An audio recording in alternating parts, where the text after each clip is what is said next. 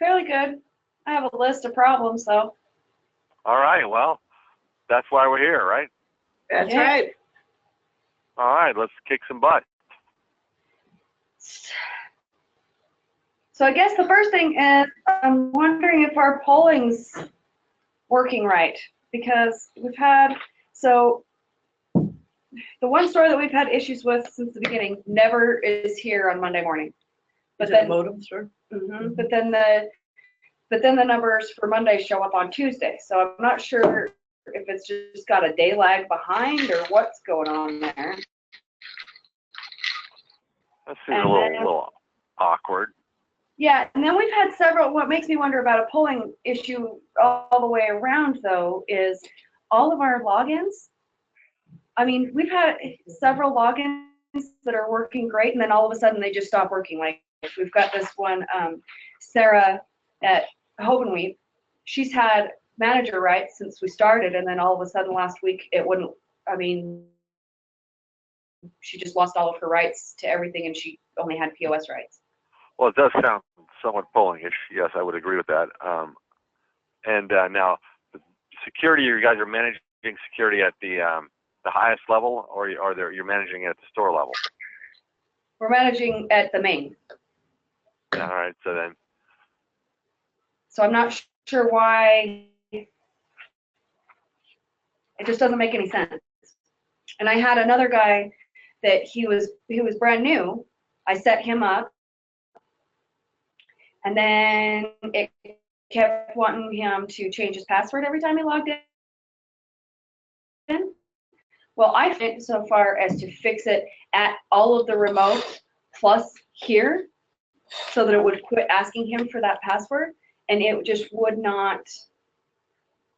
Every hour or every 2 hours, the polling would go through and he'd have to change his password again. Get a whole new login for him. And then now, when you did that, it worked? And then that worked, yeah. Huh. Because it was a whole new login and the old one was deactivated. But I mean, I literally, in 10 minutes, I changed it so that it wouldn't ask for his password at every single store, plus at the main, so that by the time the next polling cycle went through, it would quit doing that. And it worked for about 2 hours. And then it went back. Right, so that's basically, what that's going to be is trying to trace down the exact order of events that caused those things to occur. Right. But then I've got other people like this Sarah. I mean, we set her clear back before we even went live. She was part of that original list, and then last week, all of a sudden, she just couldn't do anything. Where's Sarah located? Hovenweep. So this one right here. Yeah.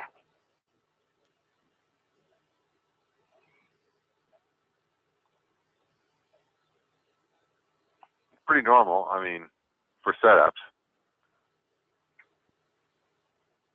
I thought they were. Yeah, I'm not sure. Like this one here could go either way. We're not using tills, so I'm not going to change it. There's no point in changing it. If you don't have any tills, then there's nothing to pull anyway, right? Right. So it doesn't hurt you having it checked off. It looks for some data. There's nothing there. It doesn't pull anything. Doesn't slow us down. Doesn't make it any harder. So, so I don't see a big problem with that. But we are pulling data down to them. Yeah. Well, and I know that when Nick double-checked all their settings before we pulled the last time because they were having so many polling issues.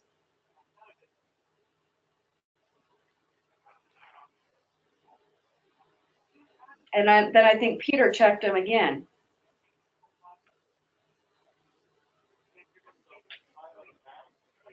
And then also the other question as long as we're in here is, we had an ASN voucher for needles that just never showed up on their side.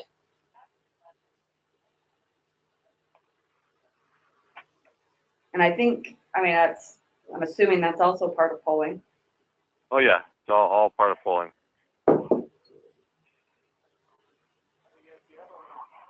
Oh, this is the 8 series. Right. Okay, this makes sense. I was about to freak out, but I just realized I bumped into the 8 series.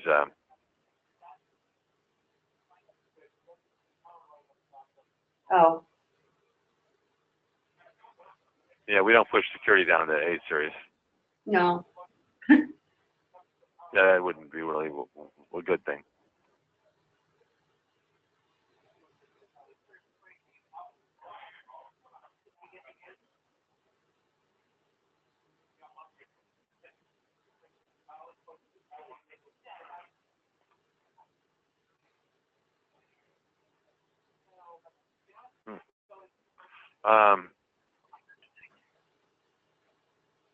So it sounds like you're just having uneven polling issues. You know what I mean? It sounds like that it's not just one thing, though. You have multiple little tiny issues that are sort of cropping up with the employees' rights and the ASNs.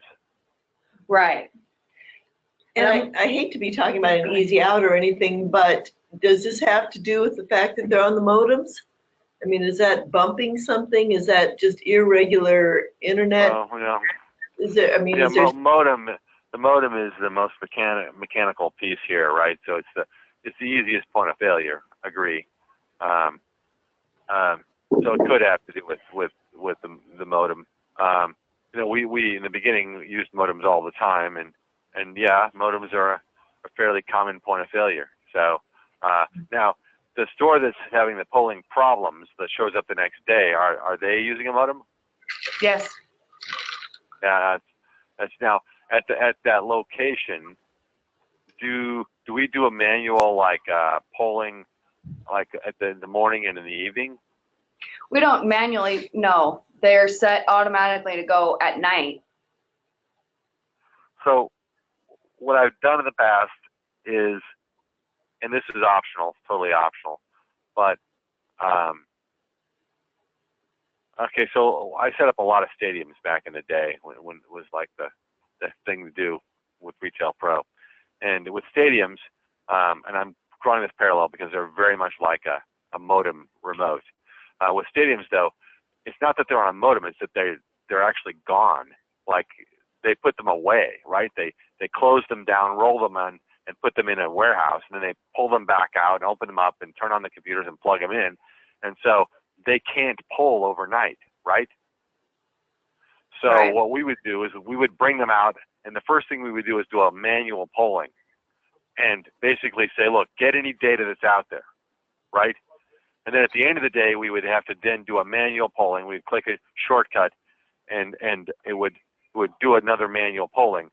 So what I'm thinking might be not a overly bad idea is to write a little script and run that little script as a shortcut on the desktop in the morning and in the evening. So then what basically we're doing is we're bracketing the regular polling cycle, right?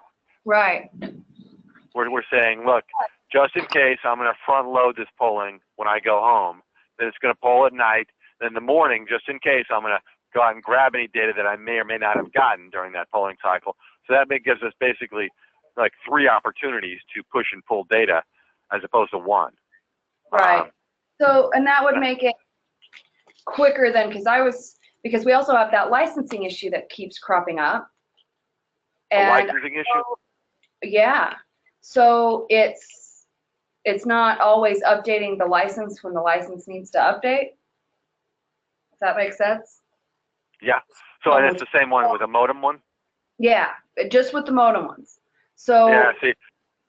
and there's no way to tell, but when we manually pull, then that fixes itself. And I thought that there was some kind of a batch file or something that Nick had set up so that it would update that license when the polling went through, if it needed to be updated. So with I'm not that, sure. I could go find Nick and ask him, but I'm just talking about like having, having your data compressed and sent out. You know what I mean? So let's see here. We got to keep this straight in our head because this is like super easy to get confusing, right? So at the main, you're polling like every 2 hours, right? So if I'm this remote that has a modem out here, right? I'm not dialing in every 2 hours, am I? no. No. So when you're processing out every 2 hours, what's happening for my station file, it's getting some mail bags, and it's getting some more mail bags, right? And it's getting some more mail bags, right? Yeah, And then so at some point, I'm going to pick all these up, right? Okay. right. Because you're processing out, but the other stores are connecting all day. So when you're processing out it, and then you process again out at 2 hours, the 2 hours later, there's all the stores connected. They pick their mail bags up, right? So the only one left is the modem store, right? Right. But so their mail bags just sort of accrue all day, and then when we do make a connection, they all have to move then. So, it's a pain in the ass. I'm not going to argue that having to pull manually is pain in the butt. Now, the other side of the coin is that you have a scheduled polling that's going to occur in the middle of the night, right? Right. So I'm not sure that if they forget, it's any big deal, right? Right. And then if we forgot to poll at the end of the night, but we polled in the middle of the night and we polled in the morning, more than likely you'd have your data. Right. And so that's kind of where I am, is that if we can get that set up, and I'd have to talk to Ken about setting that up. Normally I just write the script using the commands we use in the polling scheduler, but I'm not sure with the modem if there's a difference in that script. But we could get that probably, hopefully, set up, and then maybe put a shortcut on the desktop and just basically say, look, when you're closing down, double click that before you go home. Yeah, I think that would be better than, because I was going to try to come up with some instructions for going in and running the batch file that opens the modem and then does the exchange and then the process. Yeah, it was going to be a problem, but I mean, if yeah, you but I mean, put something out where you can just put it on the desktop. Well, all right. So let's see what we can see here. I don't know. I don't think we have anything here, but we can go look at some stuff. But what I'd like to do, and of course we can't do, is we can't dial into the store that has the modem and see what the schedule's actually set to, right? That would be super sweet.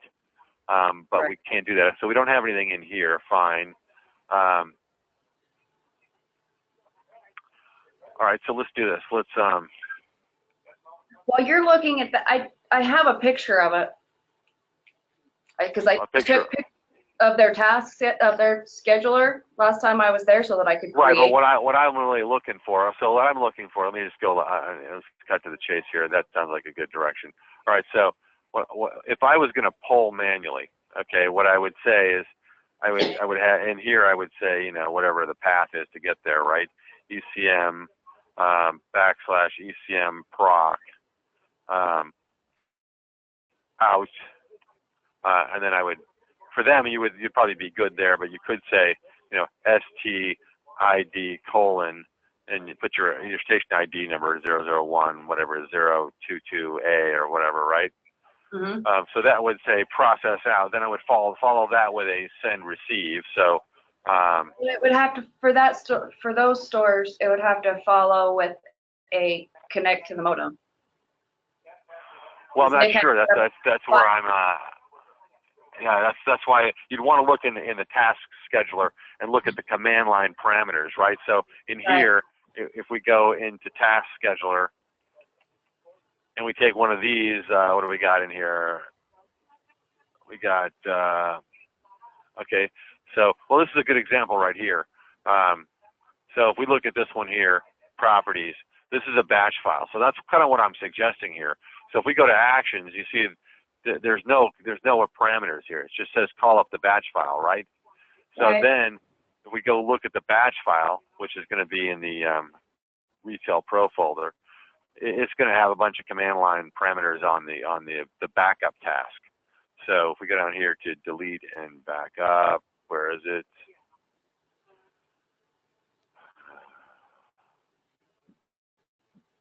We'll back up in zip, that'll work. Edit.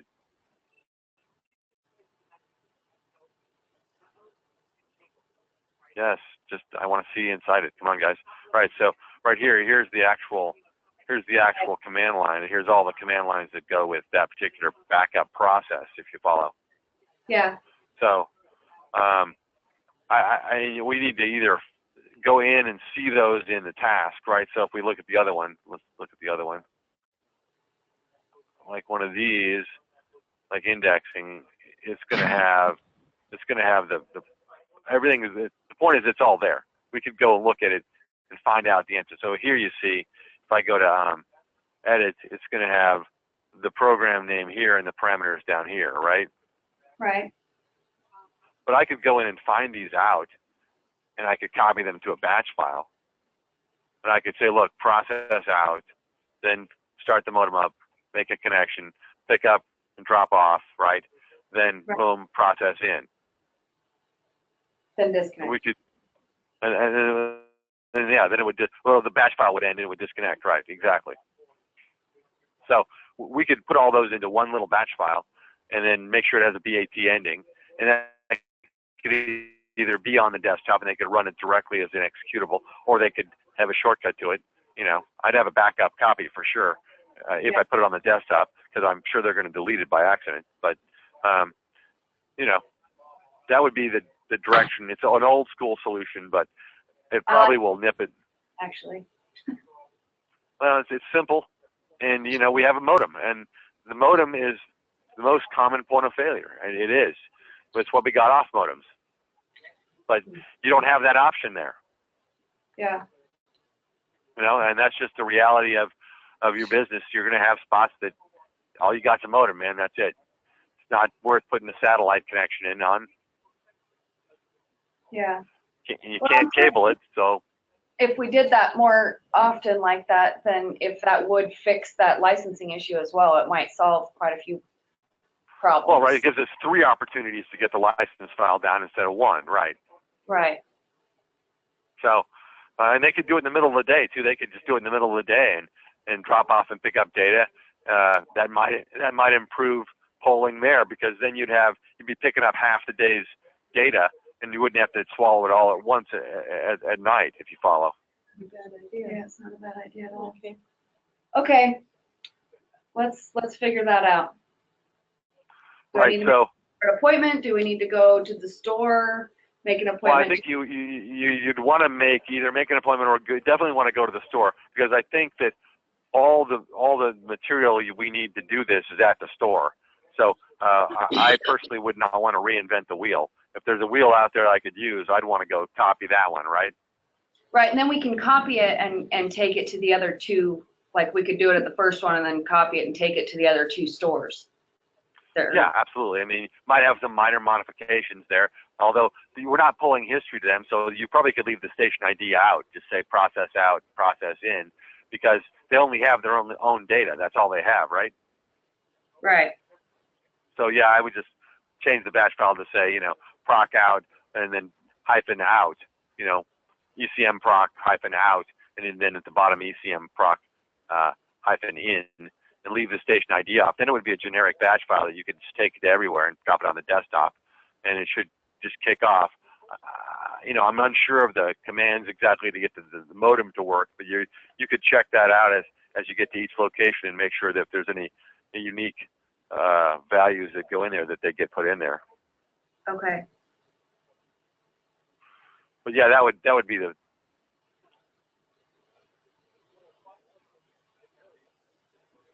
Because, you know, you can't schedule it in the daytime, but I'm confident that there are moments in the daytime when they're not servicing a line of customers, when they got a down minute, right? How long do you think it will take? 5 minutes? Probably less. Probably about a minute and a half, 2 minutes would be my guess. Okay. Yeah. Okay. I mean, it'll take 5 to 10 seconds just to make the connection, right? Without, right. You know, and then, then you got, you know, I live to it, man. In fact, I still have a modem in my drawer that I used it like within 2 years. I've used it. We don't use it much anymore, but every now and then I get somebody that I have to connect to on a modem, and so, but then you got to file transfer those things. So now the XML files they're really tiny compared to version 8 files. Version 8 files, those big zip files, were just ginormous. But these little XML files are tiny. So I don't see that as, even if you got a lot of data, I don't see it being more than like a minute to get those things transferred. Right. Well, if it's happening more frequently, then there's not as much stuff backed up to go through anyway. Right. And the other thing is, if they pull in the middle of the day, then when the license gets pulled out, I'm thinking multiple times. So I'm kind of wondering if the licensing issue is maybe a problem with multiple licenses being processed at once. Well, it seems like it's those confirmation files getting back that seem to be where the Yeah, problem. that could be it too. To be causing it to kick out over and over again, and then so I mean, maybe polling more often here would, be the solution if they just polled a couple times in the day when they have a down moment, right? When there's no customers there and they got like a couple minutes, they should just fire it off. Yeah. And then if they're definitely doing it and they're as part of their opening and closing procedures, then that would at least guarantee those 2 times. Yeah, it's a bit of a shotgun approach, right? But when you come to work the next day, you just want your data. You know what I mean? You don't really want to have polling problems, and we're never going to beat the modem thing. You know what I mean? Yeah. I mean, it's a modem. I don't know what to tell you. It's definitely doable, and we definitely have lived through the modem land. And Ken's like an expert on modems, but they're just terribly mechanical, and they're always going to be a pain in the ass. Okay. So are you gonna I could send a note. Just call after our appointment and set something up to make it happen? And is there someone I should set the appointment with? Well, let me just double check that I'm not like blowing hot air here real quick. Let's just give me a minute and walk over here and. Okay, I'm gonna.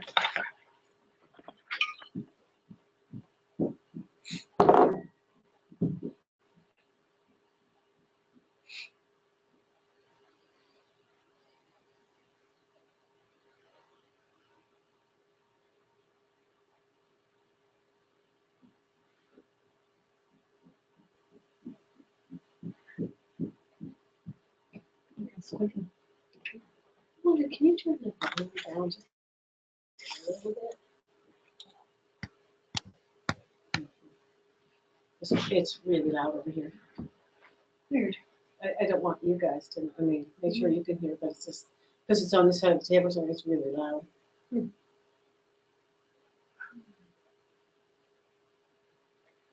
Well, that sounds like that might be okay. That might solve.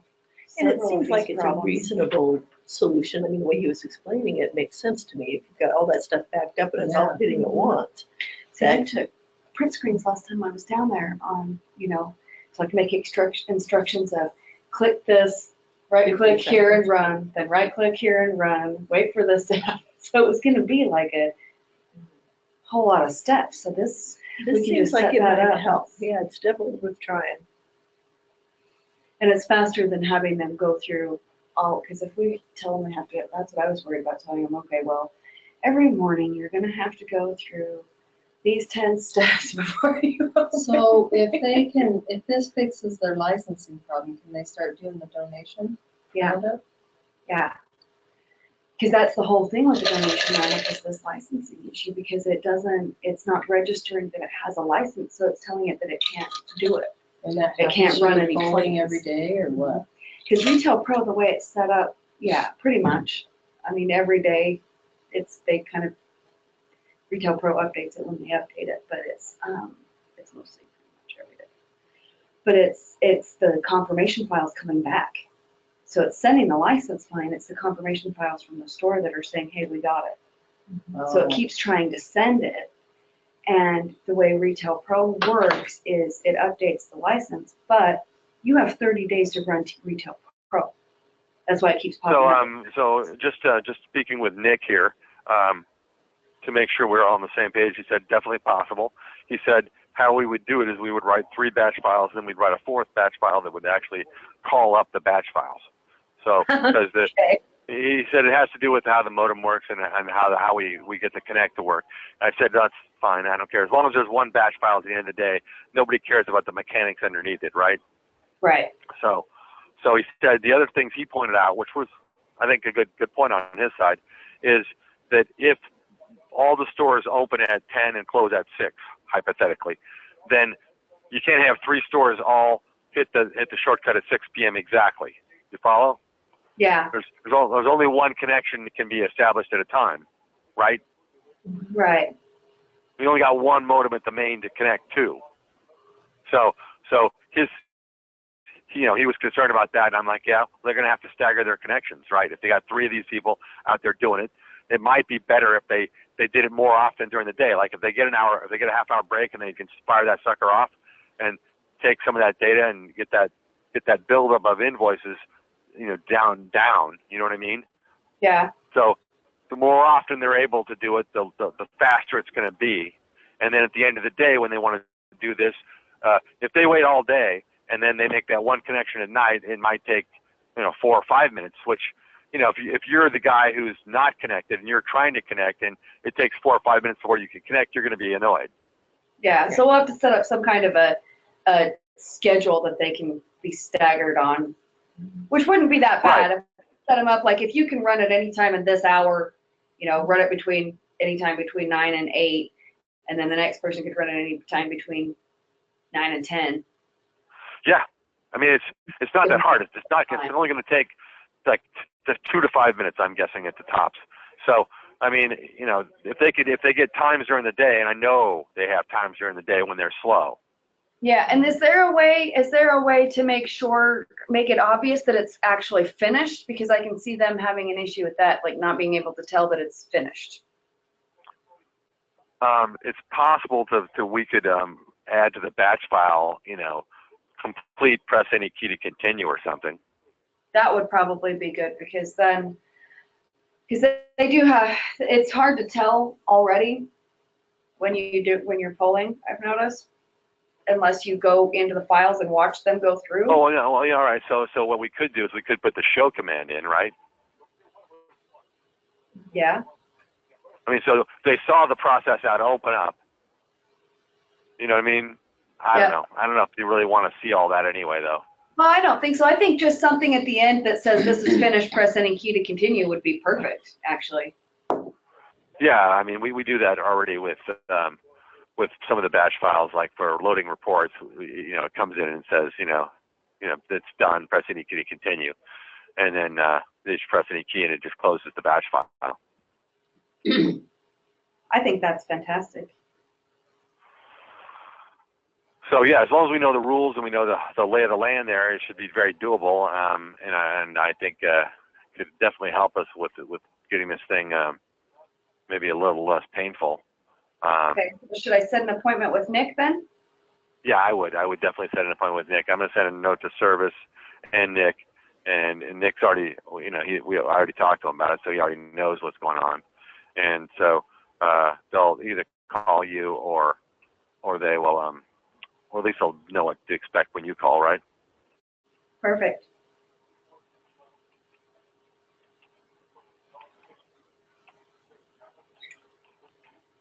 Do you have things next on your list, Alicia, or can we talk today a little bit about that subtotal deal?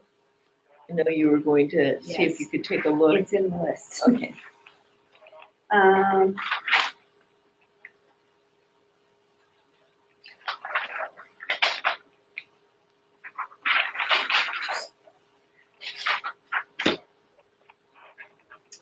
Check these out. Sorry, I'm just checking off so I don't lose track of where I am.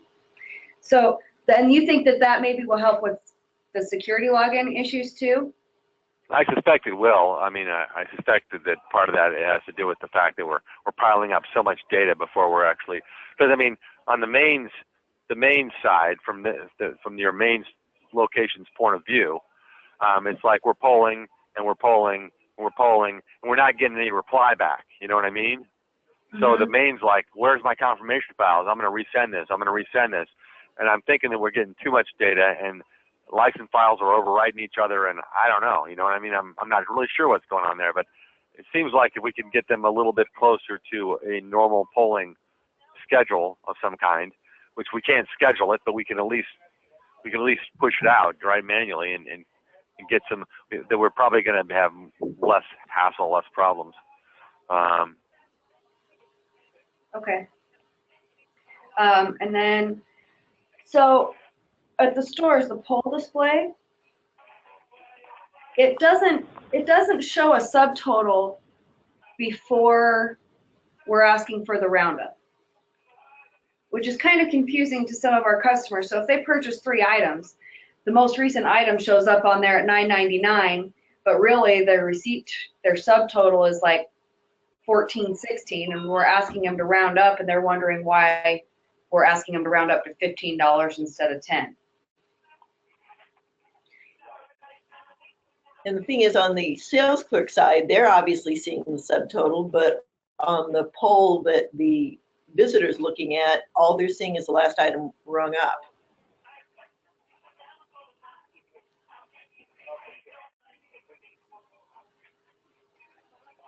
Now, oh, I got you. So,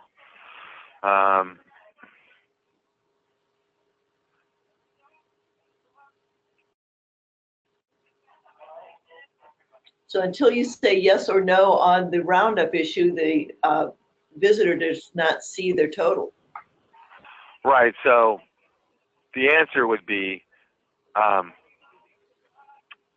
to say no, and then on the tender screen, click this here. So when we get to this screen, it should be showing the subtotal on the thing. So, you know, what we're fighting here is that the plugin is intervening with RPro's normal functions, right? And the normal function is when you click tender is to then swap the last item to the total, right? Uh-huh. So, But I mean, it is doing that from what the sales clerk can see. So. oh, right. Right. But see, the tricky thing is that right here when we click tender, you see it intervenes right here. So before it gets to the tender screen, it's prompting the cashier to ask the customer about that question, right?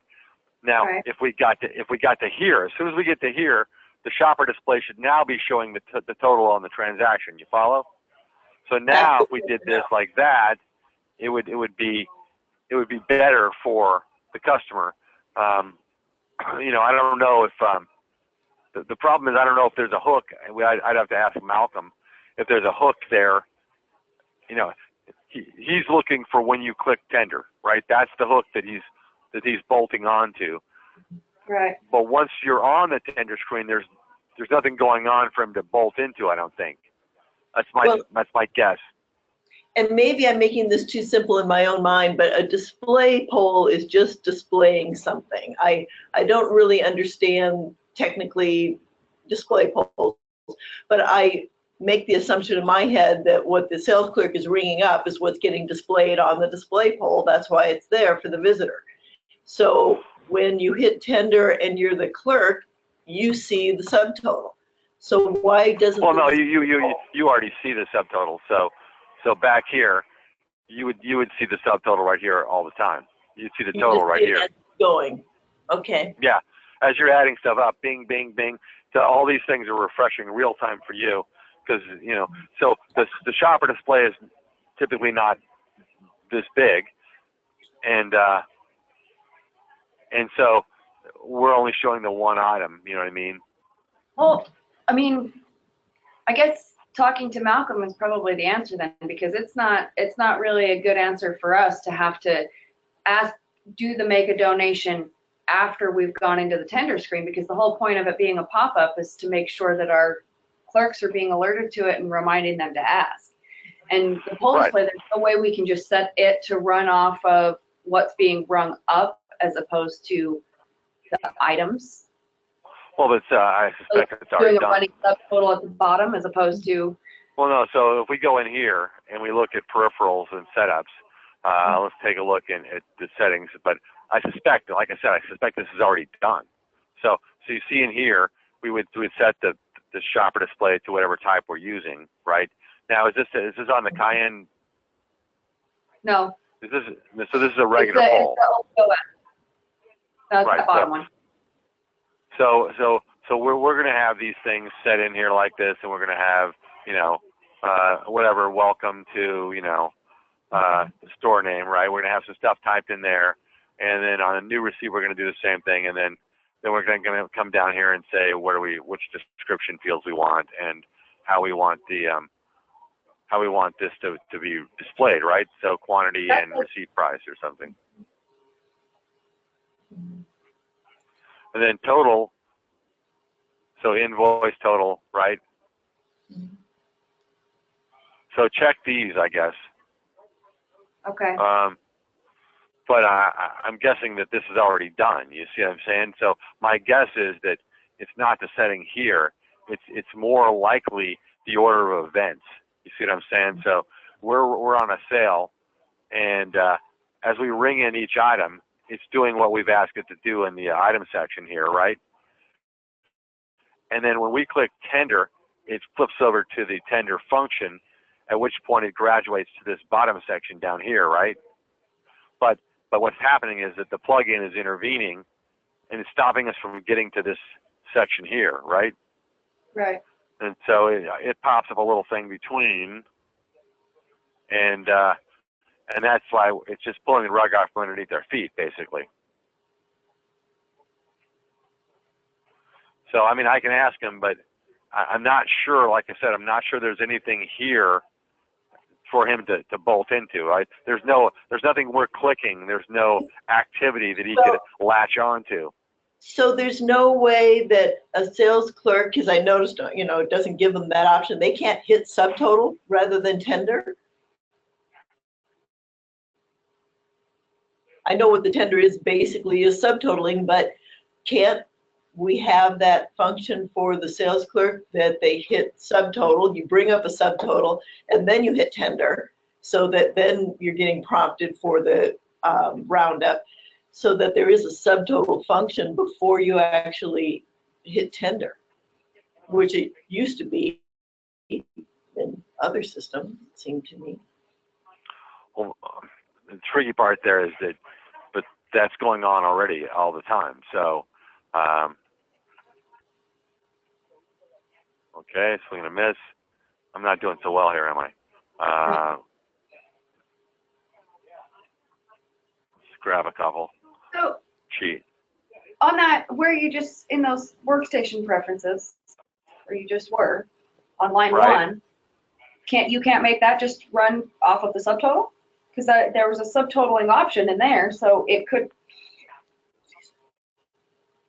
Well, you can. Just set that to You're run gonna have subtotal? to. All right. So let's answer one question at a time. Let's just real quickly here to make sure we have. So 1361 and 1362. Those are all valid numbers.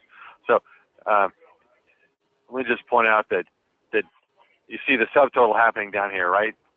Yeah. As we go, it's real time all the time. There's Right. no subtotaling function. Right. It's already done. Right. So no, there's nothing here to say subtotal, because there's no point in saying subtotal. It's subtotaling as we go. And there's no way for a display poll to do the same thing?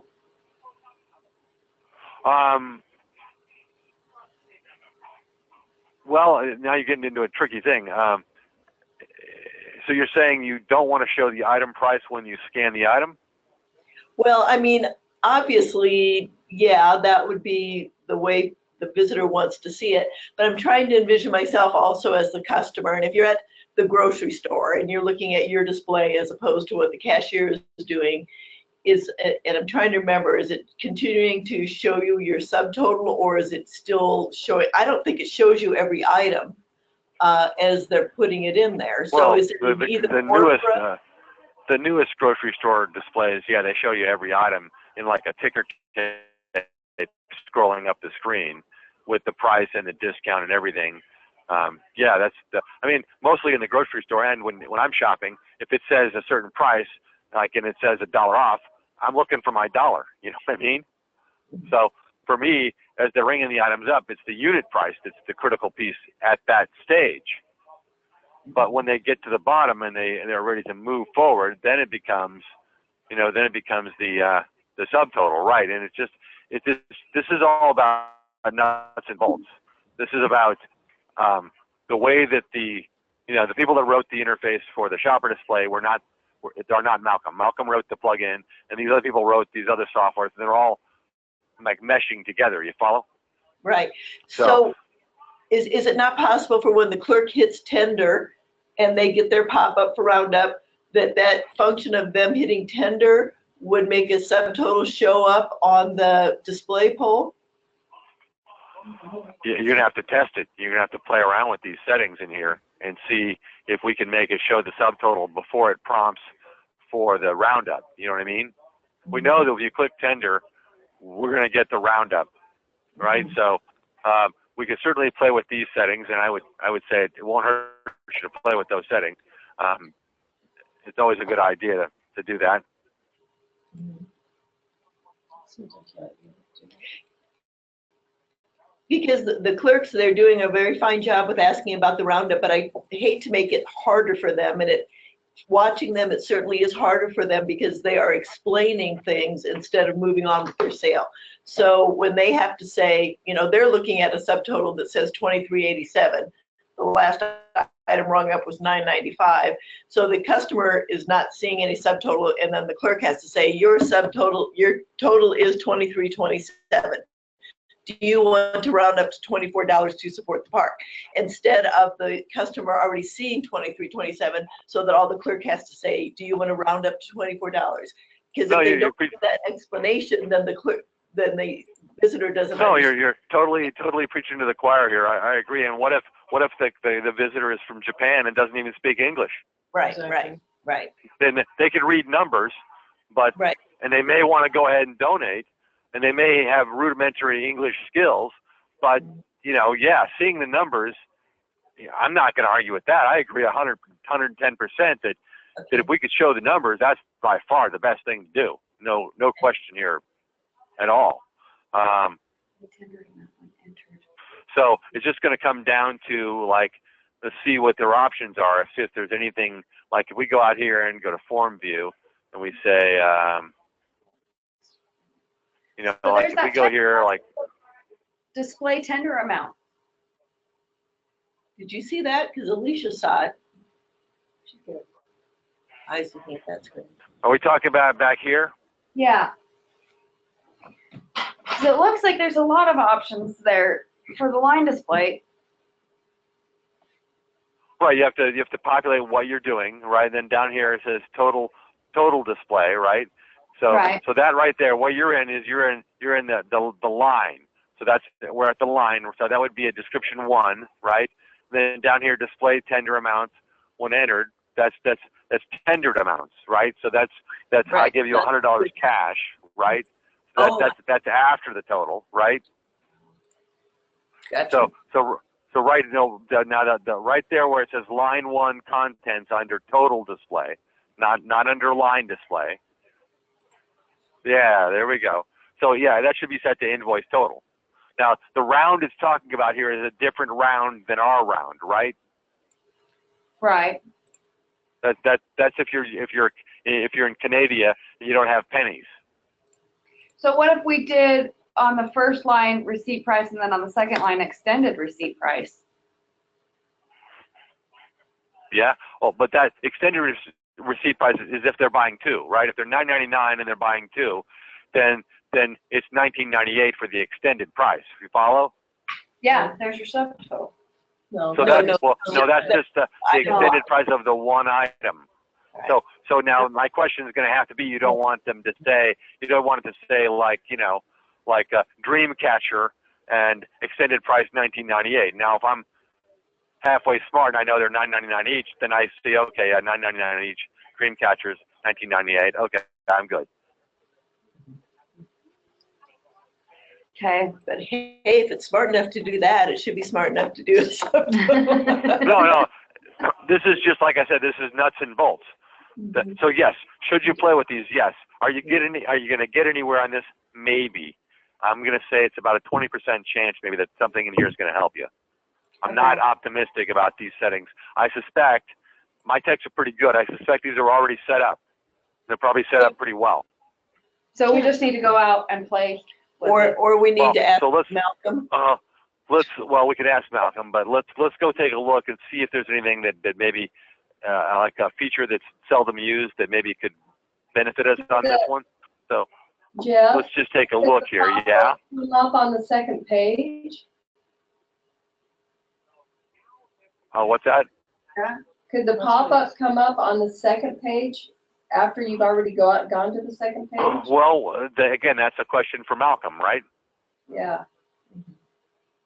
So now these are all buttons, okay? So what I'm just going to do is kind of scroll through these to see if there's anything in here that looks like it could help us, right? So far, I'm not seeing a lot of stuff in here that does anything for us, right?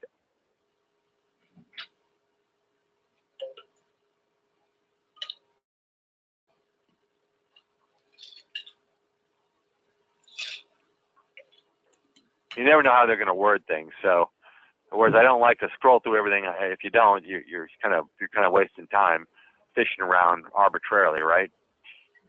List, log, loyalty, make donation. Okay. Don't need that. Don't need that.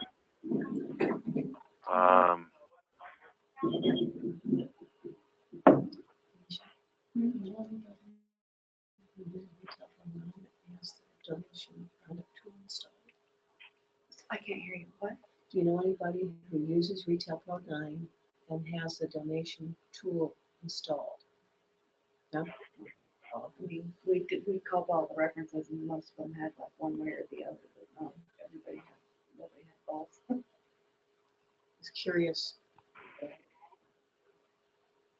So there's a button here, and let's just play with it here and let's see what we get, right? So let's go out and say 1361 and 1362, and now if we click this, what does it do? Not sure what it does. So I would certainly think about adding this button to the screen, and then if we're going to do it, what we want to do is we'd want to put it right where this return item button is, right? Mm-hmm. So we want to have it so they could click this thing, So ideally, I would shrink the void button, move it over, shrink the return button a little bit, and maybe even shrink the tender button and squeeze this fourth button in if it does what we want to do. But we won't even know until we go to a machine that's got a shopper display. And maybe clicking this will force the shopper display to update correctly, and then we could click tender, so we could just go click, right? Right. So that might be the solution. Hard to say. Okay. I'll go play with them. I didn't even know they had a subtotal button, so that's a good call right there. I'm going to say thank you for that. We just don't need it, so why would I ever look for it? In a normal transaction, the subtotal's there all the time, helping us along, so we can tell them at any time. Another solution would be, and I've seen a few people do this, although it's kind of cost prohibitive, but you can get like a little monitor and attach a second monitor to the workstation and run it in parallel, right? Sounds like a pain. Yeah, sounds like It's a pain. I'm not going to argue it. It's a pain. But if you had a little like 10-inch monitor, and in that 10-inch monitor we had a little screen design, and it was running the same resolution. So basically, you'd see this square that is the screen. You'd see the items being rung up at the prices, and you'd see the subtotal and the total as you go all the way down. I mean, that's kind of what the grocery stores are doing. It's just a lot more expensive, I think, than having a shopper display. You know what I mean? So I'm not sure it's not financially feasible to just drop and change like that. And maybe in a busier location, if it's a real problem, it might be worth looking into something like that. But Okay. If that doesn't work, it seems like you could have the pop-up button come on when you hit one of your tender on your second screen where it doesn't jack it up between. Hopefully this button down here is what you're looking for. The subtotal button hopefully will basically say to the shopper display, yeah, we're moving on without clicking tender. You follow? Yeah. We got no guarantee the 100%. So I'd say it's like a 60-40 split that's going to work. I feel good that we should definitely test it. I'm not sold that it's the answer, but it's definitely worth taking a minute and testing for sure. We should probably also, while we're here, let's cancel this real fast and see if there's anything else in that menu, right, that also could benefit us. So we got down to the S's. I want to just make sure there's nothing down below that.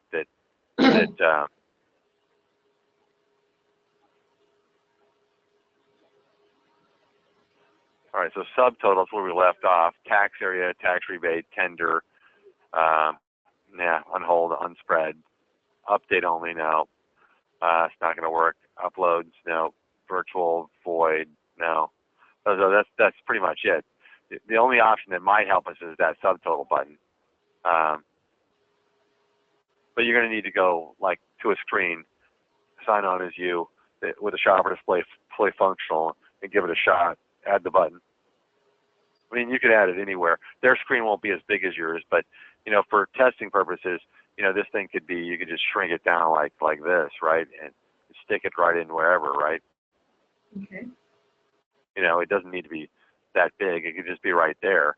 For testing purposes, as long as it's on the screen, and of course, it has to be on the screen, and their screen is not as big as our screen, so, But with this little spot, we could stick it in there and test it. If it works, then we would look at reorganizing the screen and updating people's layouts. That's a separate task.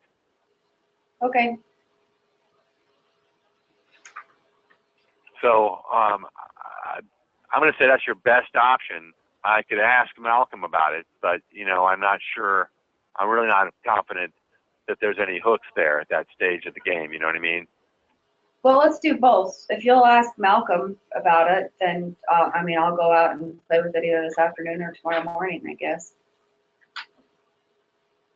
Yeah, I can ask Malcolm.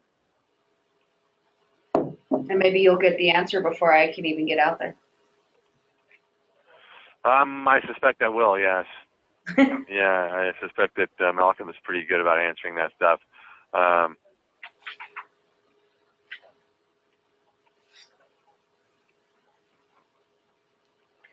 So the next issue is we need to add a price level.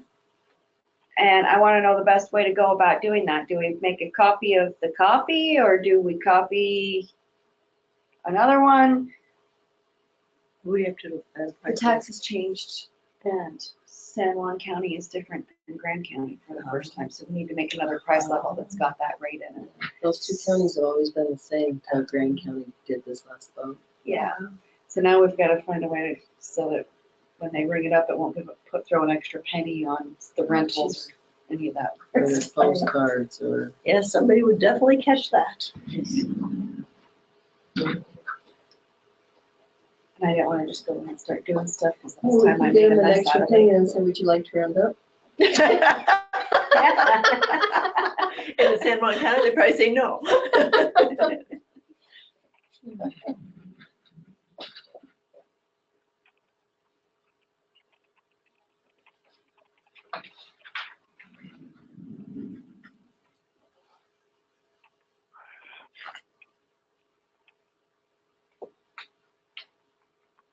All right, so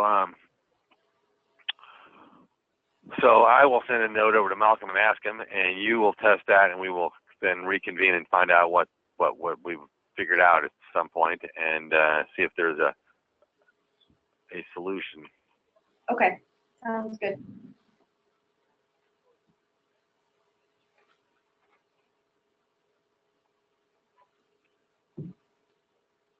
You ready for the next one? Yep.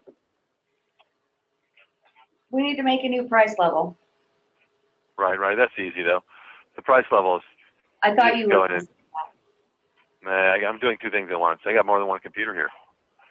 So, we just go into merchandise pricing,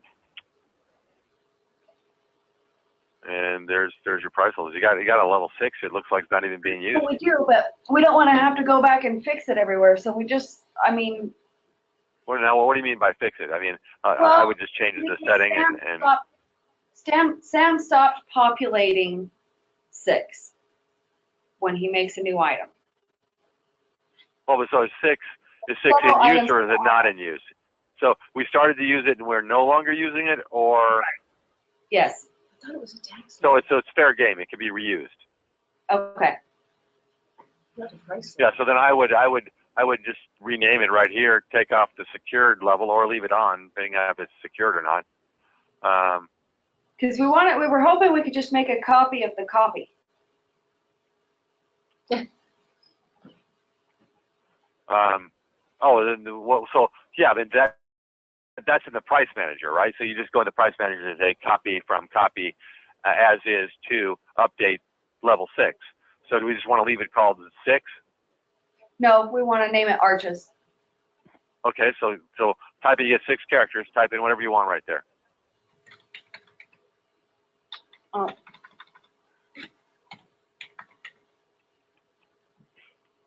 And then Arches will also be the one for the name. That's kind of what we figured out. Okay, so now what? Now you click update. And now you can go out to merchandise and then use the price manager to populate it correctly.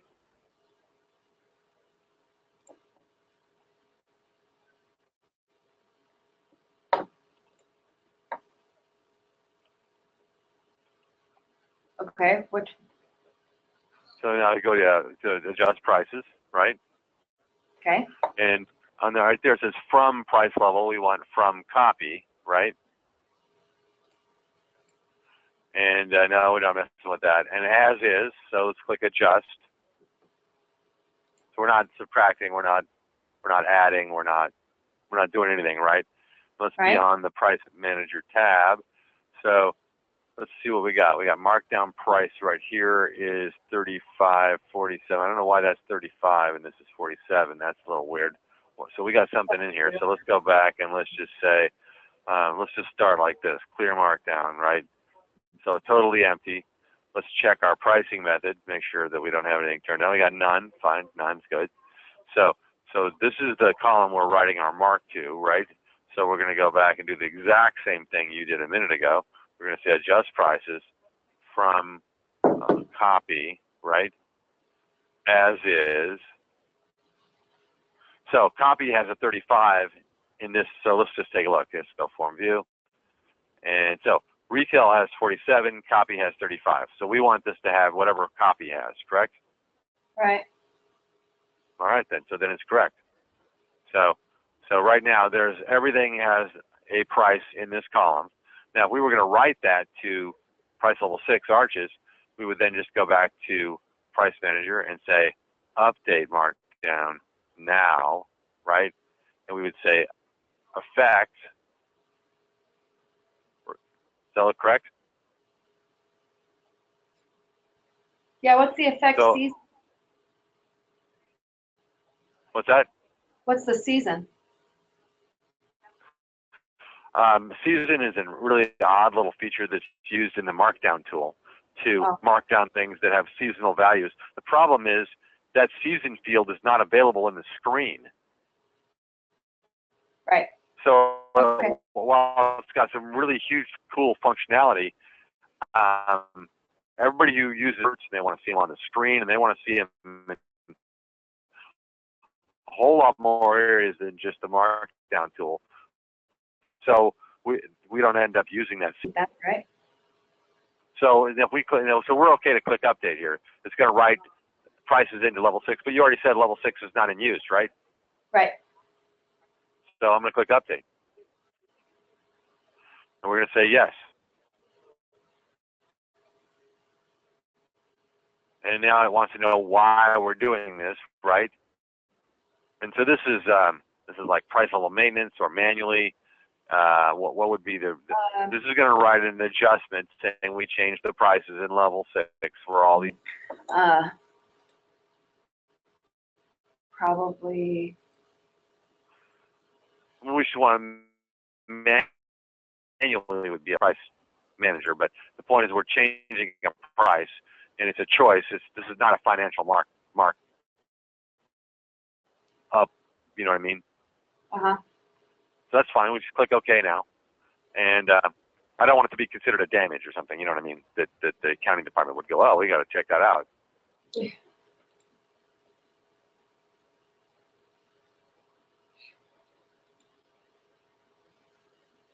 Sweet.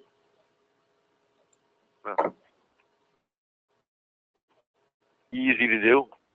Now, the beauty is that price level is already at all the stores. There's a couple of settings that need to trickle down through polling and get updated, and you might want to check those. Like at Arches, if that's going to be Arches price level, I would dial into them and make sure it's not set to secure. That'll be weird. But other than that, Price level. remember the price level when we went to look at it, it was set to secure, right? Right. So I would want to make sure that at least at Arches that their price level is not marked as secure, right? So Right. I would want to make sure that that gets unchecked for them.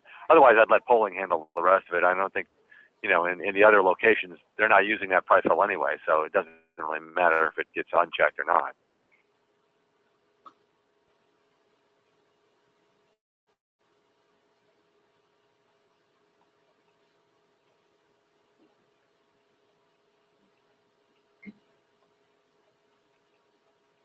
Why did you name it Grand?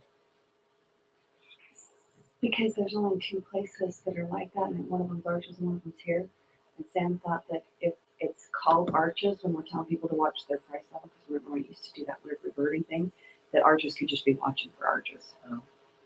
And then it would make more sense to them, whereas here, we'll all see Arches and go, okay, well, we're supposed to be Arches. But out there, they might see Grand and go, what the heck is that? But maybe not. We could change it to Grand. What do you guys think? I don't know. Grand to me made more more sense sense to because me, it's but- Grand County taxes. Well, it is, and I think Grand makes more sense. It does Yeah. to me too. Because that's the whole point of it, is it's the taxes, right? Right. And it is Grand County. So they can just be price level Grand. Okay, I'm fine with that. Can you get Grand County in there? Can you get Grand CTY in there? No, there's only so many characters. Let's see what we can get in there. We can try Grand. And retail's the other Yeah, one. that's it. Grand That is should all. be San Juan. Retail is the one for everywhere except for the Macon Heritage Center. That's San Juan. Just makes more sense to me that. But Grand Hovenweep's is not in San Juan. Huh? Hovenweep and Natural Bridges aren't. Natural Bridges is San Juan, but Hovenweep's not. I think that's why it's retail. Yeah, it is. The Utah side is, which is RBC. Yeah.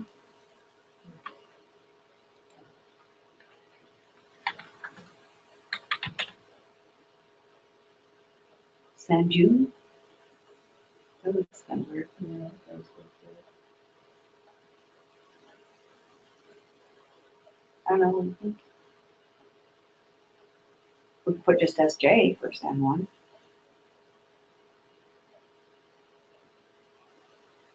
But there, are you still looking for retail? Yeah. I don't care. It just seems to make more sense to me, but that's me. I agree, because the make taxes is, they're on their own. That's city. Not city. It's, Change well, it? but it's me, I pay the taxes, so that's where my thoughts are.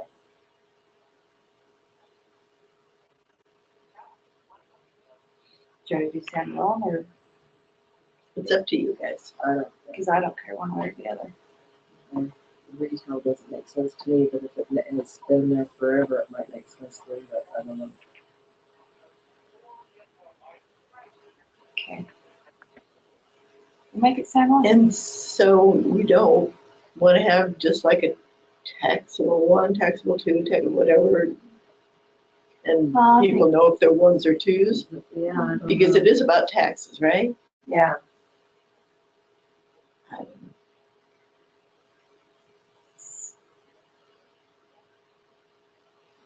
Oh, let's try it with San Juan and Grand. I yes, guess if Juan. it gets too confusing, then we can change it back. S1 would make more sense. Hey, at the end of the day, it's whatever works for you, right? Yeah. Can we change the MIC to the city? No, because it's only been there. And then the Heritage Center's only the Heritage Center. Okay. Well, We'll try it. I'll log in and check our San Juan. Well, what's he got blinding it? I don't see him on the blinding. He's blending San Juan. Yeah, that's the city. Is it a different? I thought it was the same tax rate. Does the city of Blanding have separate tax beyond the county? Do they? I'll have to go check. It seems like it's 6.6. I'll have to go check it. Want to check again? No, they must be working, or they'd be calling saying, I would think, they'd call and say this is not working. Yeah. We think so. So I'm confused. I make a receipt, it says Rock House, which is a tax That's area. a tax. Yeah. It's Is it- weird. The This whole is- thing is, Oh, It's okay. weird That's the why way I it thought you had to works. go in there to create a new I'm like, well, line. where'd all these come from? Most of those need to go away. I feel like, because there's really only a few. Rock House came because CMHA used to be in the Rock House out of Arches. That's where it came The from. price level is specifically for items.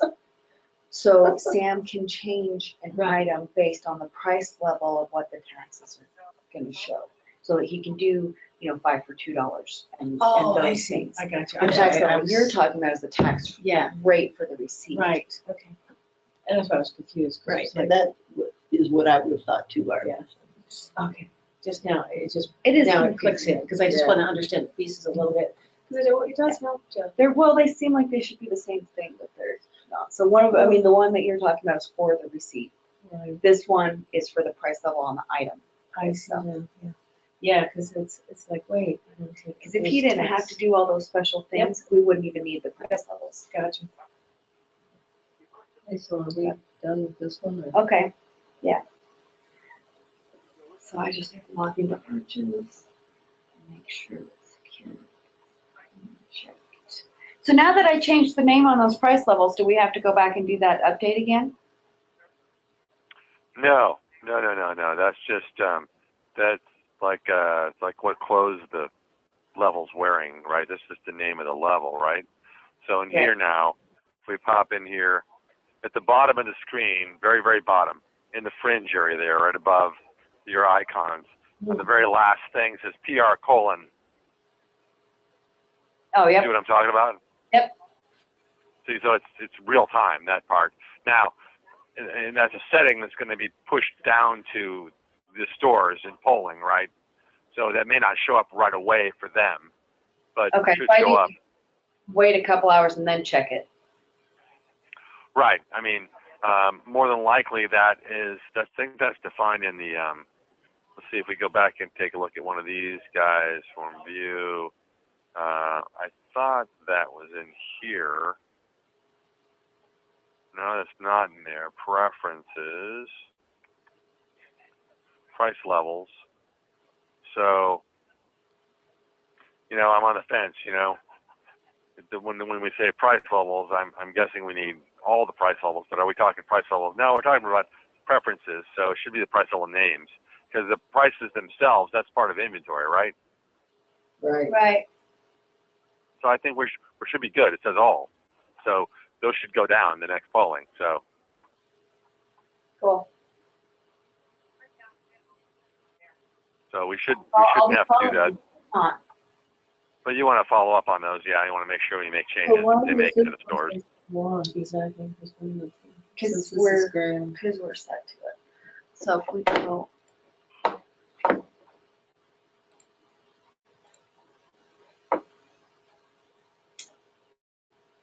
It's workstation. No. Can it be system? Yes. I do that almost every time.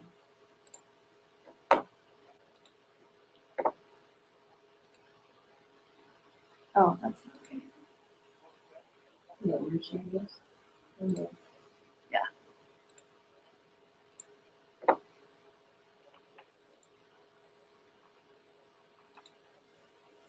So because that's active.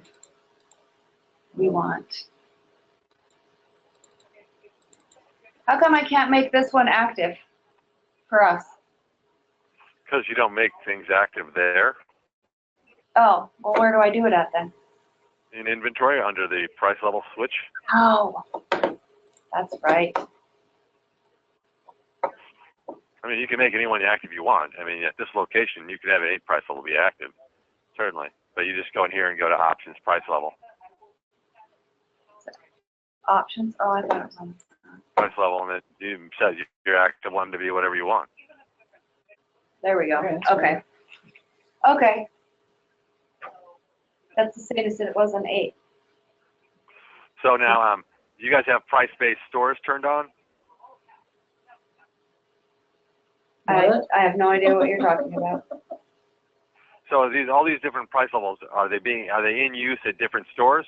Yes. Okay. So then you probably do have price-based stores turned on. It's in a weird place now in this version. Yeah, I see right there. Use price-based stores is turned on, right? And so Right. then up here,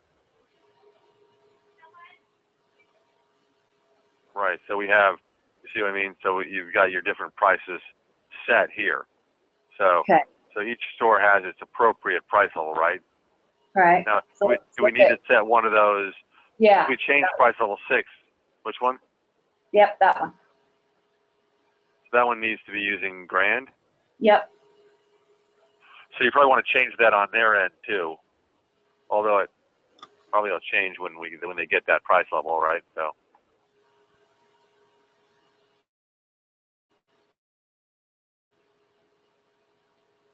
Mostly this setting for you, I mean, it certainly helps us to know what price level they're on, right? But this setting for you is so that if you make a correction on a receipt that came from their store, that you're doing it at the same price level. You follow?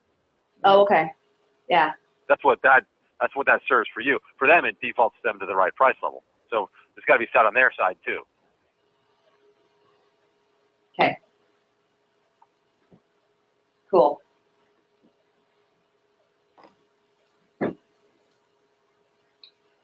So, question for this, same one, that used to be retail? Yeah. And that's what Sam had set for here? So we just changed it to It's because Grand and San Juan have always had the same tax Right, limit. well, I know that, yeah, I was just wondering if, okay. Well, we copied it, so it's all going to be the same. That's what it was. It would just be for the right tax rate that we're in now, because ours changed. Oh, Okay. here it changed. Yeah, that's right. I was thinking San Juan changed, but you're right, it's here. Okay. Okay, so now I've got Sam's list. He's wanting to know where we're at on being able to do a negative PO, if that was ever resolved or not. I'm not really sure. That's a good question on that one. It seems that was a weird one, right? That was the one that was not letting it was letting him do the negative, but it wasn't actually like showing up correctly, right? Yeah, it was popping up with that error message that PO has items with a smaller quantity than the minimum order quantity. Right. That's right on that one. Let me just double check, see what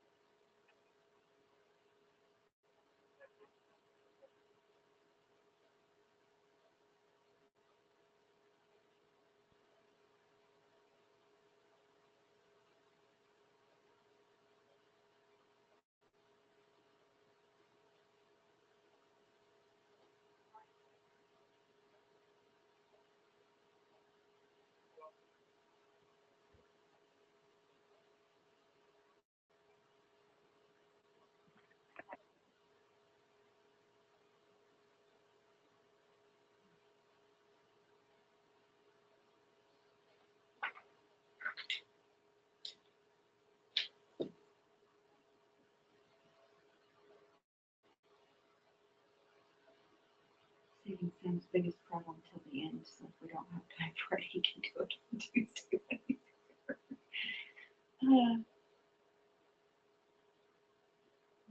Which is that? That whole weird in transit thing,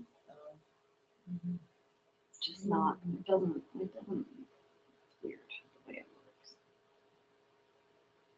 But I'm wondering too, if, because the product, this is he's having problems with the modem places, right? I think so, most of them, because he specifically Might said fix a both lot of and that home. if we That phone maybe more. this will help with that problem Yeah, also. that would be They nice. do their polling more than, you know, they do it Yeah. periodically throughout the day. It'd be interesting to see if it helped. Mm-hmm. Are you tired? I am tired.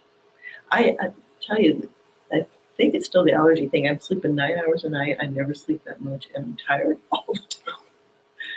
Doesn't matter. Well, then today you were outside. I was Seems like outside that, all yeah. morning, and my eyes are itching, and my nose is running. But it seems like when you go out and do something outside, you come in and it's like this, you like.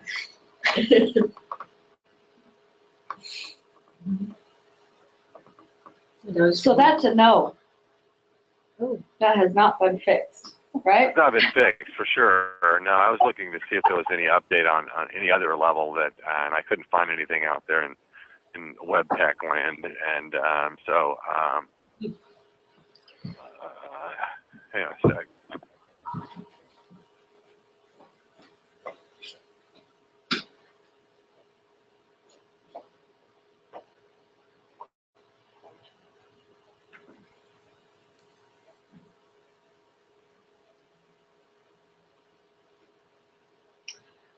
Something increased on reports every day. You One of the did. reports. Oh, I'm so proud of you. Yeah, I was Proud of pulling up, yourself. I was pulling up a report and any sale that had shipping in it, the decimal place, like shipping for one of our bulk sales was $75.75. It showed up as $7,575. Oh my gosh. Yeah, and threw the whole report off. Oh, So she geez. went in and Crystal reports and figured out what the was Oh, pulling. that's pretty cool. Yeah. It's kind of fun. Because I've done a lot of doc design stuff, but I hadn't done anything with the reports yet, so it's kind of, because that one that we thought, we came in here thinking we were going to mess with the reports, it ended up being a doc design. Oh.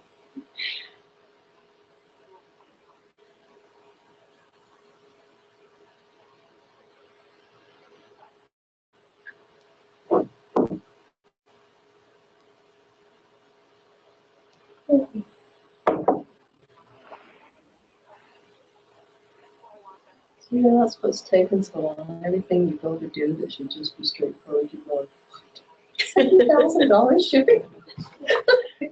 I think we have another problem. Web sales is working. That Looks good. Yeah, It works. So, we tested this morning, we forgot to do that. nice. You fixed it, thank you. So everybody do their reports, and then, Oh, I don't know. I thought that they had that fixed for you before, but well, I then went when away, that popped up. it's just before, Oh, that's right, it was right before just you before left. Berlin left, and, yeah. Then I think Fixed Sam it. had Thank some you. other So now I can actually start. big doing stuff. problems that we ended up having to focus on that last one, and we never did get to it. I'm anxious to see what she is on it. Probably the other thing. Me too, that'll be fun.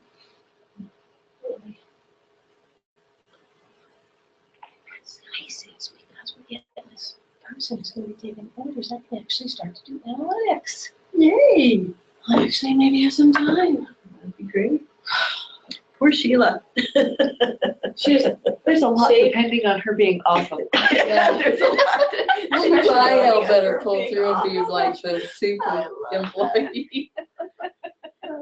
Oh, so since you're here, look at perfect. this, I know, this. I'm excited after she gets trained on that stuff to really take a couple things. Oh, yeah, I can't wait, because then Julie and I can do some more stuff. Well, the nice thing is the small outlets, once she gets to a point where she can start doing those, then that's one more person to help with the verifying, because it seems like more and more often, that's the issue with us, guys, is just getting an extra person to help verify. Did you ever find King Gulches? No, I called him again this morning, left him a message. see if I could get theirs. It's so weird though, because I talked to them twice for the month. Well, they were on it. He called me and said I didn't get it. Right. And I said, well, I could fax one to Bridges and just pay, but that's the quickest we could get it. And They just said, you know, I have. there's still a little bit more time to to do do that. that. Trying to get a lot. I said, yeah. I need to check Did you make over. copies of one or? Can I do So that? you had some Yeah. blank ones instead. Do you want But I didn't get it. me to Of give it course, to you, he so you wasn't sign there, it and I and called you that just last touch time the check? either, Is that and what you whoever want I to talked do? to was just wrong. That would probably be good, because it's an unusual I'll thing, call so you yeah, I'd again. love to see it, and then I can sign it. So I was calling check for make sure sure. that One the hour, sheets before a couple the pages end. of check. That'd be perfect, But- could do that. Fix something, straighten some things out, with the taken out, so. And then as part of the MIC and the news pages, which is a big thing, because we changed it to a blog, so that's why this time has gone so fast. It's all much better than it was, because before it was just HTML code, and now it's like you put stuff in with the fields, and other people can do it, students can do it, it's a lot easier. It's still have to mess with code, but not much.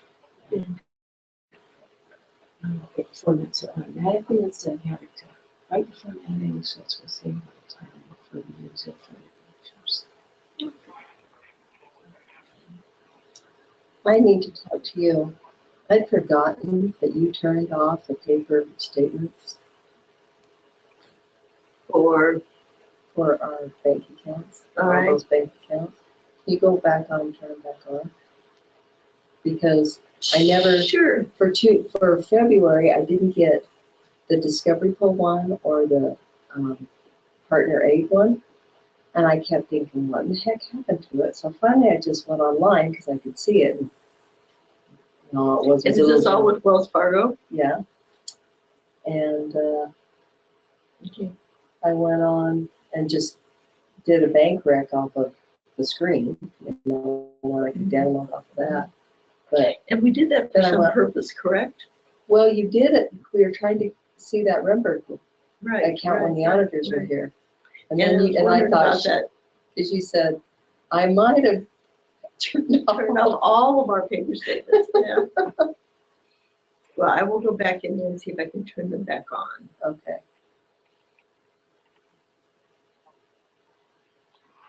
All right, well, we'll see what happens here. So I thought we already had that logged, but I couldn't find it, and maybe it is logged and I just missed it, but I just logged it again. You know, Okay. never hurts to double up, right? Right. So they should answer us and give me an email. And I took the screenshots, and they can see the error message and all that. So, and then I took a screenshot of the preferences, because the first thing they're going to ask is it turned on in preferences? So let's just nip that one before it even comes out of the chute, right? Perfect. Hey, also, the email that Sam sent like 2 days ago or whatever on the cost thing. Now, the backstory is the cost rounding order cost update issue. You know what I'm talking about? Yes. It used to work that same way in 8 series. It used to work the way it is in 9 right now. And I logged an issue with 8 series, I'm going to say 15 years ago on that. And I wasn't even aware that they had fixed it. So I went back at 8 series and tested it, because Sam said, hey, this worked in 8. So I went back and tested it, and he's right, it did work in 8. So then I went back and tested it in 9, and then wrote that up and submitted that. So, Yeah, it's worked the whole time for us in 8, and we were on it for 11 years. yeah, back in the beginning it didn't. I've been doing this a while, and that irritated me, because my understanding was with Sam's, and initially it didn't work that way. It was updating order costs with the spread freight in there, and it was a little embarrassing at one point for me. So, in that I got burned by it, I have a very vivid memory of that. But yeah, no, it is working correctly. It has been for quite a while, looks like an 8. So seems Yeah. like when they built 9, they would have taken 8 as the as the model. But no, they regressed. They went back and they recreated that error, which they then had already fixed in 8.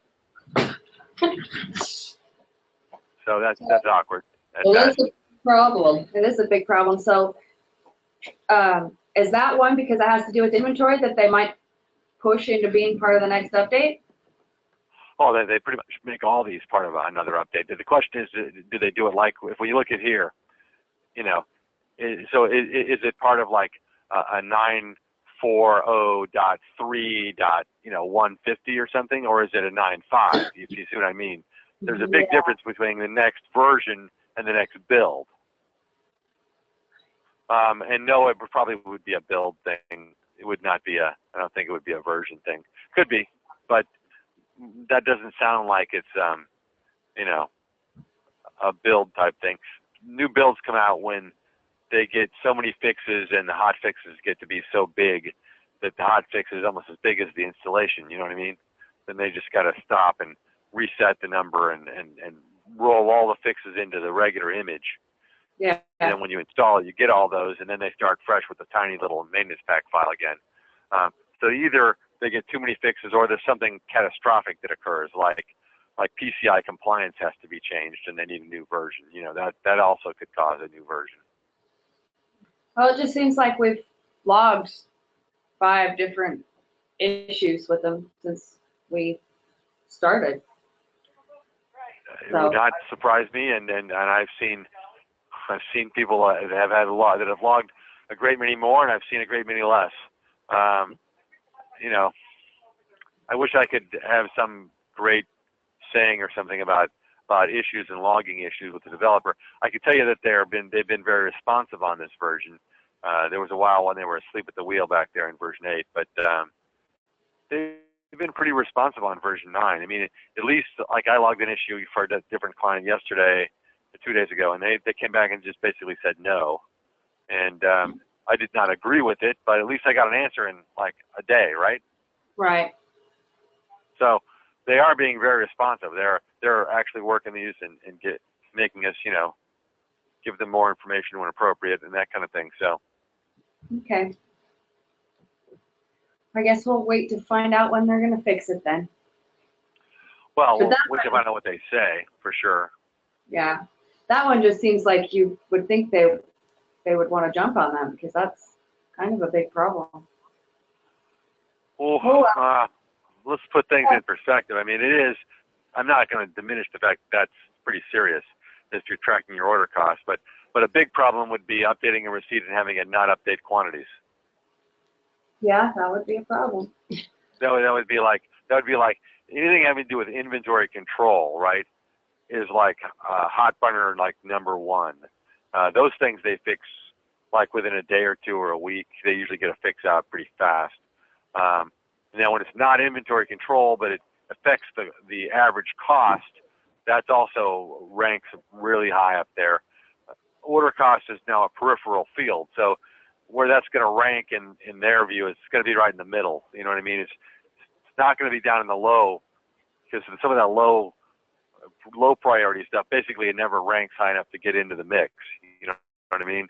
It's just there's always something more important, so it just keeps getting pushed down the list. But this is of importance enough that it merits being reviewed, right? And it merits an answer, but and it could very well merit a fix. And maybe they already have a fix, maybe they already have a solution, maybe there's some little setting somewhere that we're missing. You know what I mean? I can't imagine what it would be, but Okay. So the next problem is there's this Luna bar that's Sam fixed it because it was one of the ones that kept coming up with a multiple UPC. It was one of those issues. Well, he's fixed it and fixed it and fixed it. And now, every time this Luna bar is scanned, it puts in a different UPC code. So every that time doesn't make any sense. gives something different. So So if we were to go and take this thing here and scan that there at point of sale, it would not come up with this record. It would come up with, so far, 4 other possibilities. Let's go try it. So 4237 is the ALU of that item that we just copied it from. Yep. And of course, it works here. Yeah. Do you want me to So- go get a scanner? I can go grab a scanner from the back and plug it into this computer real quick and we can try it. Yeah, is there a difference when it's scanned versus pasted? Every time if they hand enter it, it's fine. If they scan it, it puts in a different UPC code. Wow. Now, that's weird. Okay, so I've seen this. So this is not something that I'm not going to say, oh God, I've never seen that. But the only time I've seen this is with people that are making up UPC codes. So I'm going to ask, are we sure we got it right? I mean, I don't know how we could not get it right. We scanned it in off the item, right? Let me pull it up. I'm gonna grab it. Alicia went after that scanner. Well, so you know, one of my very first installs, they were making up UPC codes, and they had a problem where when it was scanned, it generated one check digit, and when it was keyed in, it generated a different check digit. Oh, no, this has got it's got its own UPC code. Just a second.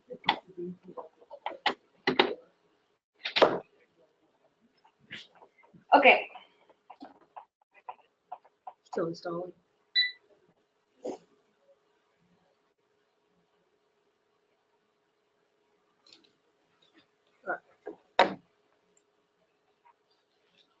All right, so scan it in there. Okay, now let's do something else. Let's see what's in the barcode, right? So let's just go ahead and do this here. So scan it in there. Okay, so that's what's actually getting input, right? That's So, what it's supposed to be. right?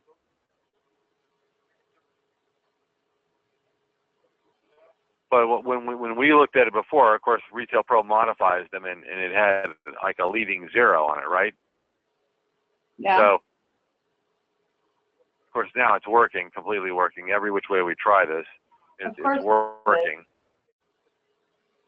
And So, I put up 3 other ones on my list here that it's scanned differently. so now, if the other 3 act the same way this one is acting, then the answer is initialize inventory, right?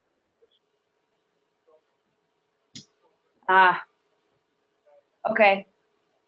I mean, if we fixed it at the headwaters here, and for some reason that data didn't trickle down to the stores, then we're going to just stomp it like a boot stepping on an ant, right? We're just going to crush it. We're Right. just going to say, look, dude, I don't care what the hell inventory plan you think you have. This is the plan, initialize inventory. That makes sense. But now we want to confirm that all 4 are fixed at this end, right? Right. But then we don't want to nip this in the stores. We just want to send the whole thing down and call it a day. Yeah. Okay, so how do we do that? Well, I got the other 3 items. No, this is the only one. I Oh, meant, gotcha, that gotcha. it rings in 3 different item numbers. Oh, I gotcha. 3 So different then, yeah, then, so I'm going to hope that you already know how to initialize inventory, but if not, we are going to go do it. Right. So here in the land of beautiful downtown polling, right? Yep. Down here on this button that says regenerate, because they used to have its own button, but now it's Right. sort of been incorporated in, right? So we change it to initialize mode. We open this up and we say who we're going to do, right? Yep. So we are going to do everybody? No, not that one. You don't sell them on the website, do you? We don't need to do the RD Ice one. Oh, I gotcha. Right, so we're going to say everybody that's relevant. Right? And then we're going to pop over here and we're going to say, Just inventory. We don't really want like everything there. That'd be like a lot of erroneous data that's unnecessary. So that should be the inventory file, the price file, the multi-file, all the quantity files, everything related to the inventory will go down. So that'll be a big chunk of change right there. So should we be initializing the inventory very frequently? Because in 8 we used to initialize it. Like, How often? it seemed like we had to initialize the inventory a lot in 8, and this is the first time we've had to do it in 9 since we went live. No, I mean, initializing is always one of those things that you don't really ever need to do it, but it's probably not a bad idea to do it. I'm going to say semi-annually. You know what I mean? Okay. Yeah. I mean, quarterly might be okay. Every 6 months. I mean, Okay. polling is so dramatically better than it was when I first started on version 5. We thought it was so great, but then when we got into version 6, 7, and 8, they made huge. They found problems when they rewrote it for each version. They found problems in the previous version that they weren't aware that were there.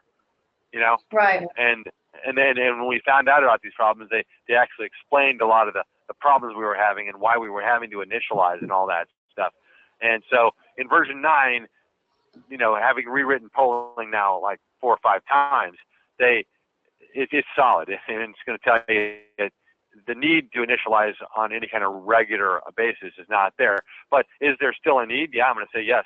I'm going to say, to reset the stores and say, look, these are the quantities for all locations, and these are all the current SKUs, and you shouldn't have any other plan.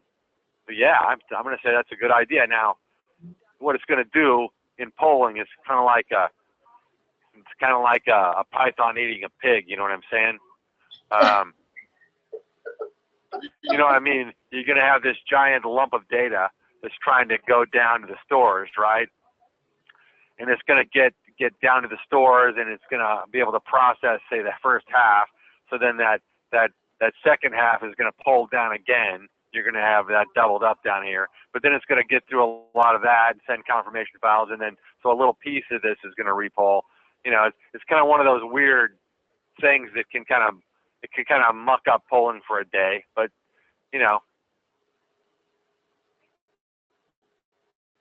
Okay. it's got to be done from time to time. You just got to. It's like saying I'm never going to clean my house, right? We got spring cleaning for a reason.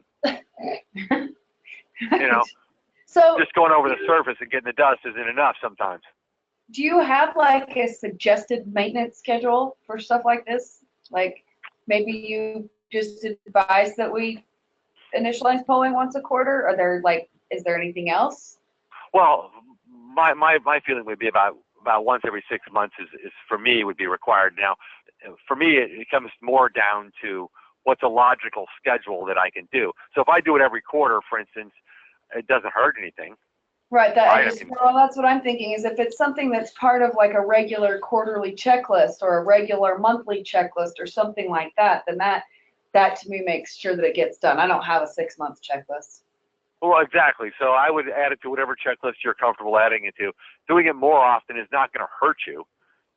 It doesn't hurt to initialize more often. Now, what happens if they sell an item and you initialize, right? So, and you already know the answer if you've been doing this in 8 series, right? But let's say that in the remote store, we have 10, we sell 1, we have 9, right? But at that moment, the main initializes inventory. So this goes back to 10, right? Right? Everybody with me? Yeah. Well, but this thing here created a receipt, and that receipt at some point is going to go back to here, and it's going to take the 10 that's over here and change that to a 9, which then results in another difference file, which then pulls back down and makes this 10 a 9, right? Right. So it catches up within a couple of polling cycles. Okay. It's not a big deal, but I just want you to know that there is the chance that while you're clicking initialize data, they're selling an item, and the main doesn't know about that sale, so the on-hand is going to go back up. Right. But okay. It's not really, I wouldn't worry about it. I would just initialize it. If there's a weird thing or a little bit of fallout, I'd say, look, we just initialized, give it an hour, let it catch up. Yeah. So do we want to just click OK and let it process out. Yeah. So it's going to be like processing out for a while. Oh, really? Well, we don't need. We might have to do this for the server. Oh. Do you want me to log in back there real quick? No, I'm not sure. Hold on. Let me just see what's going on here.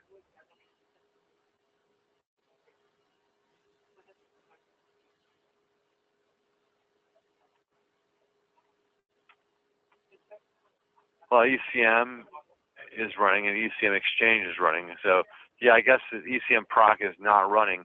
My other concern is you guys poll every 2 hours. Where are we in the polling cycle? We poll every hour. Right. So, and so when does the process in run and process out run? I'd have to pull up the schedule. I think it's process out starts at 10 after. So yeah, what I think would be the wise move here would be to get on the server to find out when you're not processing in or out, and then run one to try and get it to run between, you know, in the middle ground between the cycles.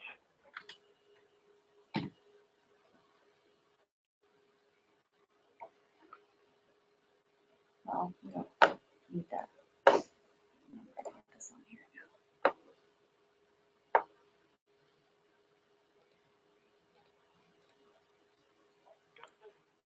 You know, those little update questions are quite annoying. Yeah. Every once in I update it and then it goes away for a while and then I ignore it for a little while. I know I did that. I updated my virtual machines by VMware, and the next day it said, "Oh yeah, there's another update." So I responded by turning off the update warning. Oh, that's a good idea. Yeah, at some point, you know, I'm not going to take every upgrade that comes down the pipe. You know what I mean? Yep. Not going to be happening. Not going to be worried about it. All right, so not sure how much control I have here. I'm dialed into a machine, You want to open up the task scheduler so we can see what runs when.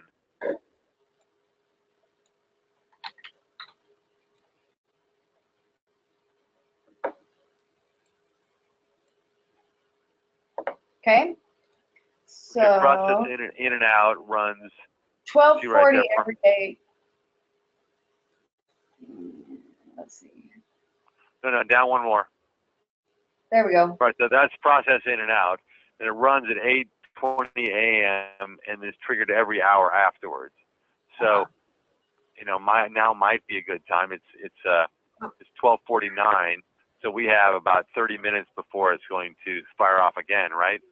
Right, but what about the build deltas? They started at 12:40. Oh, that's never mind. 12:48. That's AM, right? Yeah, that's it. Right. Hopefully that's done by now. I'm going to say. Yeah. All right, so close that, and then right-click the bottom and go into the task, the regular task manager. Let's make sure that there's not an ECM proc already running, right? Do you want me to open the ECM? No. Open. Right-click down on next. No, just go to task manager. You know, like if you were gonna do a Control-Alt-Delete and shut down something. Oh. I just want to look and make sure that the ECM proc is not running. Right. So do we have ECM proc running? It shouldn't be. I mean, it would have run and it should be, you know, closed for like 20 minutes by now, I would guess. No. No ECM Exchange. Check under processes. We're good. So close that. So then, yeah, go open the ECM.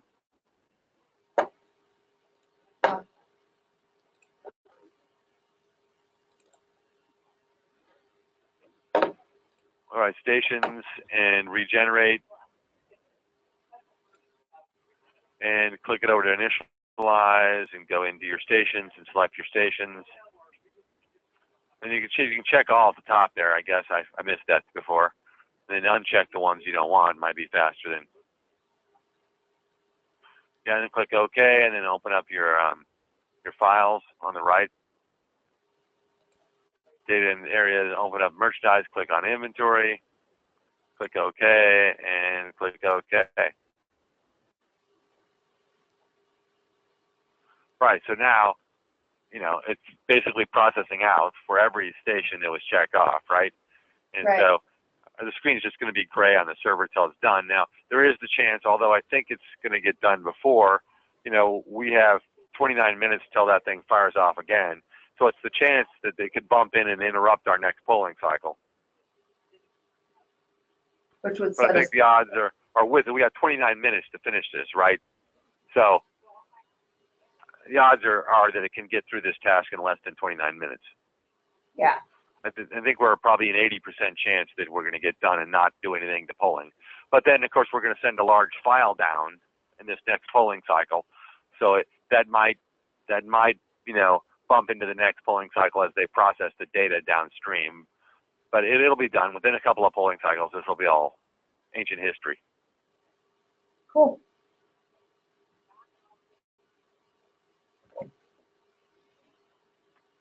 So hopefully that'll solve this because it's definitely fixed at the main, right? So we just need to get that update down to the source and make sure that they have it. And if they're missing this little update, what other little updates are they missing, right? Yeah. That's a good question. Yeah, the only time that I feel like you have to do an initialize is like this scenario here where we know of a specific problem to fix. And or if I was going to do physical inventory, next week, probably a good idea to initialize the stores so that they have the most fresh quantities. You know what I mean? Yeah. I think the odds of having a quantity mismatch are like probably a couple 100,000 to 1. I mean, they're in our favor. On the other hand, if you're going to take the time to spend the payroll to count, for the time it takes to initialize, I want to know that the quantities are right. You know what I mean? Yeah. It's not that expensive. So. In 8, we had to initialize right before we polled every time. No. I mean, before physical inventory? Yeah. It was a good idea. In 8 series polling was maybe 75%. It was good, but it wasn't anywhere near as good as 9. It just wasn't. And so what I would recommend for people in 8 series is that they initialize before physical inventory. But yeah, not necessarily right before. I would initialize 2 or 3 days out. I mean, the odds of having an error in polling in 2 days are far less than having an error in a year. You see what I mean? I mean, 8 series polling was good. I trusted it. I felt good about it. I wasn't that worried about it, but I didn't trust it over a year. No, not since the last time I counted. Hell no. But yeah, I would trust it for a day or two. Yeah, I wouldn't think you'd have. I think that the amount of risk there is low enough that you could accept it. You know what I mean? Okay. Now, for the better choice was to do it the way you were doing it, by the way, just initialize, but that meant you had to dial in, initialize, accept the initialize. It just really slowed down starting your inventory. And wait. Right, see, so that's why I wouldn't do it. If you wanted to do it that aggressively, I would have initialized the day before, and then I would have made sure that the polling cycle was finished that morning. You know what I mean? Yeah. Because finishing the polling cycle is faster than you got one polling cycle after initialized. The odds are again with you. We had to initialize, then shut the polling off and count, then turn it back on and put the count through the polling, and then turn it back off again to make sure nothing else went through while we updated our inventory. It was supposed to be tolerant, but they lied. And it was not. Well, I mean, so we had to go through all those steps to make sure that nothing interfered with our physical inventory, or else it would make it a mess. It was pretty tolerant, and the update would have accommodated any sales. But I have had situations where the accounting department wanted to see a certain number, and they wanted to do it by running an on-hand report after post update. They wanted that, and I don't know if you had anything like that where accounting wanted to see certain numbers. And in those scenarios, you had to do exactly what you were doing. You had to send the count in, then turn off polling. Then they could make sales, but they wouldn't be pushed back. And then when you had a window where you could update that, run on-hand reports, check things out, right? Right. Well, that's not really that wasn't really what our situation was, but I mean, our Well, instructions. I mean, the accounting person was also the person doing a lot of the inventory, so I Yeah, just downloaded my on-hand reports into an Excel file before we moved forward. always so a good idea. That wasn't that big of a deal. It was, Well- it was just, I don't know, it was a mess. Fortunately, that is all water under the bridge now, right? Yeah. So, I mean, I think we all agree that polling is a lot more tolerant in this version. yeah, it keeps surprising me, actually. Yeah, no, they were so close in 8, but you know what really kicked our ass in 8 are all those locks. Those they should have been taken off in 8, and that greatly frees up our ability. And then they made it just so much more tolerant. You know that it's just invisible.